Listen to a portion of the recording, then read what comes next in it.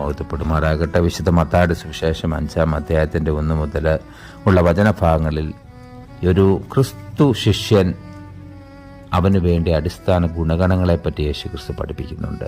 7 കാര്യങ്ങളും നമ്മൾ ധ്യാനിച്ചിരുന്ന 8ാമത്തെ കാര്യമാണ് നമ്മൾ ധ്യാനിക്കുന്നത്. അത് പറയുന്നത് മത്തായിയുടെ സുവിശേഷം 5:10 നീതി നിമിത്തം ഉപദ്രവിക്കപ്പെടുന്നവർ ഭാഗ്യവാന്മാർ, സ്വർഗരാജ്യം അവർക്കുള്ളത്. കർത്താവിൽ പ്രിയരെ, മറ്റ് സാധാരണ വ്യക്തികളിൽ നിന്നും വ്യത്യസ്തരാണ് കർത്താവിൻ്റെ ശിഷ്യന്മാർ.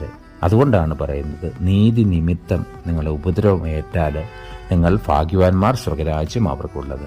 നീതി നിഷേധിക്കപ്പെട്ടാൽ പോലും വളരെ ബുദ്ധിമുട്ട് അനുഭവിക്കുന്ന ഒരു മനുഷ്യനോട് കർത്താവ് പഠിപ്പിക്കുന്നു, നീതി നിമിത്തം ഉപദ്രവമേറ്റാൽ നിങ്ങൾ ഭാഗ്യവാന്മാരാണ്, നിങ്ങൾക്ക് പ്രതിഫലം സ്വർഗത്തിൽ ലഭിക്കും. അതുകൊണ്ട് ചെറിയ കാര്യങ്ങളിൽ കുടുങ്ങിപ്പോകാതെ കർത്താവിൻ്റെ കൽപ്പനകളെ സ്വീകരിക്കുവാൻ ദൈവത്തിൻ്റെ ആത്മാവ് നമ്മെ ഓരോരുത്തരെയും സഹായിക്കട്ടെ. ആമീൻ.